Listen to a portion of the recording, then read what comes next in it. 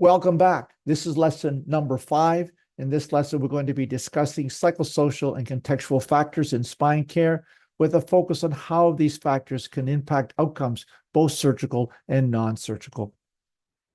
The key with psychosocial factors is to identify them early in your screening process. Things to look for include fear avoidance behavior, poor self-efficacy, low motivation, negative expectations, catastrophizing, low mood, depression, anxiety, and poor relationships, both at the workplace and at home. These are factors that suggest that patients will not do well, both surgically and non-surgically. So patient selection from a surgical perspective is important, and from a non-surgical perspective is identifying these barriers and intervening early to help overcome them to improve your patient outcomes. We know that expectations are very powerful predictors of outcomes, both surgical and non-surgical. There have been a number of studies. We have actually done a subgroup analysis looking at our patients who were enrolled in our bootcamp program clinical trial for spinal stenosis, and we were able to predict which patients did well by looking at their expectation response prior to starting the bootcamp program. Those that said they're going to do well did well, and those that said this boot camp's not going to help me did not do well. So it's important to identify the patient's preoperative expectations, and also from a non-operative perspective, by identifying them early, you have an opportunity to change those expectations prior to intervening, and that potentially can improve your outcomes. Another thing to look out for is something called nociplastic pain, and this is really important to look for prior to doing surgery on patients, because nociplastic pain refers to pain in the brain. These patients who may have had spinal stenosis flare-ups or had disc herniation or acute back pain that developed into chronic back pain, these patients may also have nociplastic pain, either as their sole source of pain or in combination with nociplastic or neuropathic pain. And this is a challenging condition because the pain is in their brain. It's a pain processing problem, and patients may have started off having nociceptive pain, so damage, disc herniation, or inflamed nerves, or back spasms. But those particular things have healed, yet the pain persists. And some of the clues is the patient starts developing widespread pain. The pain is there all the time, regardless of whether they're moving or not moving. The patients start developing things like headaches and gastric problems. These are all part and parcel of this pain processing dysfunction in the brain. And patients, as I mentioned, could display widespread pain. And one example of this nociplastic pain is fibromyalgia. These patients require specialized treatment and multimodal care. There's been a lot of research done in this area, growing research in the area. There's one particular intervention known as pain reprocessing therapy. And this is relatively new, but there's been some good evidence around that this particular type of intervention that really deals with getting patients to understand that the pain is in their brain and overcome the fear of movement. And this whole kind of changing the way patients think and what they think about helps them to overcome these types of pain in the brain processing problems, and that have the pain persisting for long periods of time. And some people continue to live with chronic pain that's nociplastic in nature for many, many, many years. We've done a lot of work in identifying psychosocial barriers in patients with spinal stenosis. We've done some qualitative work looking at both surgical and non-surgical patients, and we were kind of blown away with the results that we got, because patients were telling us that this particular condition significantly impacts their lives, to the point that some patients were actually suicidal.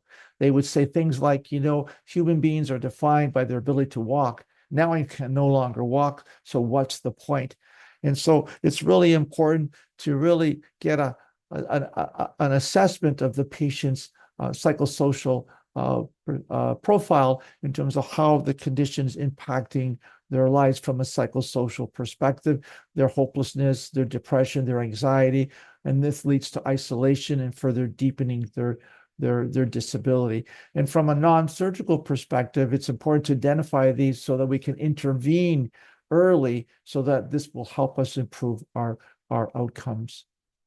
So how do we do this? Well, sure, we deal with the pain and the mobility issue through therapy, but we also do a lot of work on changing attitudes, changing beliefs, mitigating negative expectations, really do a lot of work about fear avoidance behavior and improving self-efficacy. These are really, really important things to sort of change so that we can definitely get patients back on the road to recovery, get them reintegrated with their environment, with their family, getting to interact with their friends again. So these are really important things, and we're going to sort of demonstrate how we go about doing that. We go about doing that not in a class format where we do a class and we teach patients in a class. We tend to do it individual, patient by patient, and we do it visit by visit. We have the luxury of seeing these patients for over a long period of time, for 6 weeks, and twice a week for 6 weeks. And each visit of those 6 weeks, we are intervening from a psychosocial perspective. We're teaching our patients about the difference between harm and hurt. We're trying to change their attitudes around movement and around fear. We're trying to change their negative expectations and their attitudes and beliefs about their pain and their ability to move and function. We give them the knowledge, skill, and self-confidence to self-manage, and so that they can manage this condition, not just for the 6 weeks that they're on the program, but for the rest of their lives.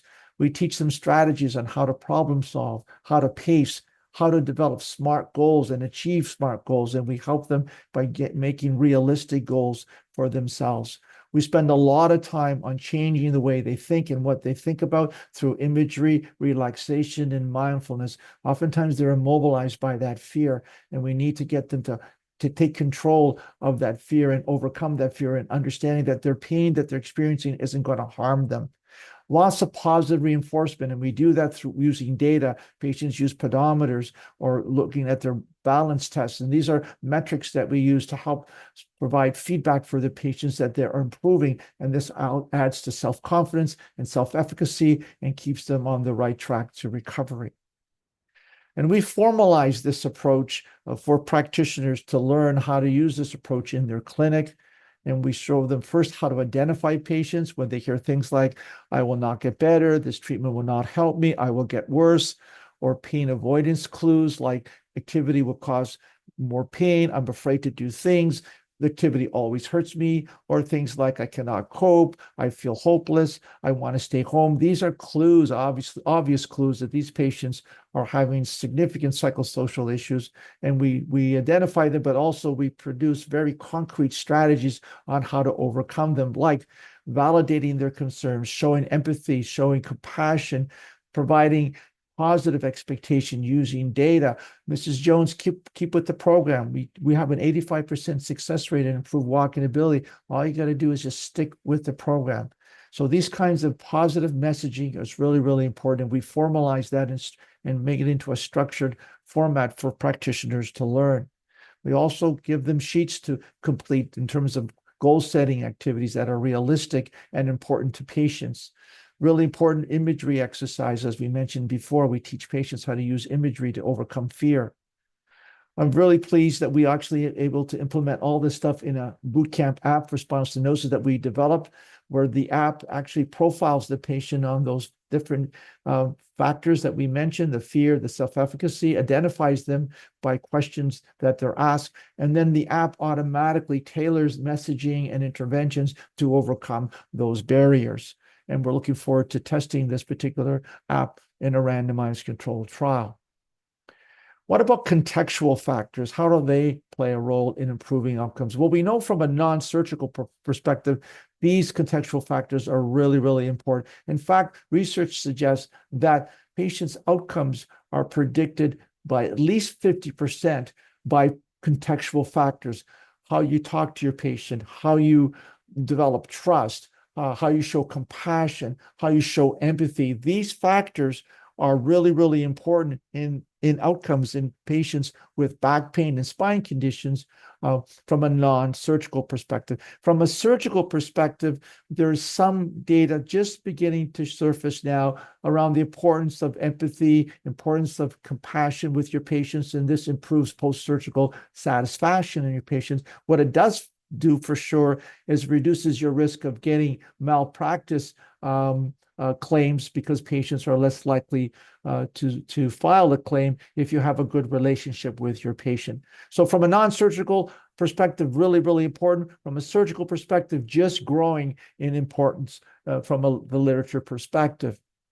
And we've done a lot of work in this area, developing some conceptual frameworks around how contextual factors actually impact outcomes. And we know that patient practitioner interaction is the most important, and looking at and doing things like showing empathy, compassion, using positive language, collaborative decision-making, validate the patient's concerns. Don't say, oh, don't worry about it. That's not going to make your patients happy.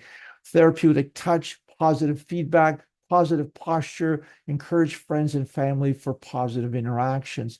These are some of the things that we know from the literature do improve our outcomes, and we try to standardize that and help other practitioners use these strategies to maximize their outcomes.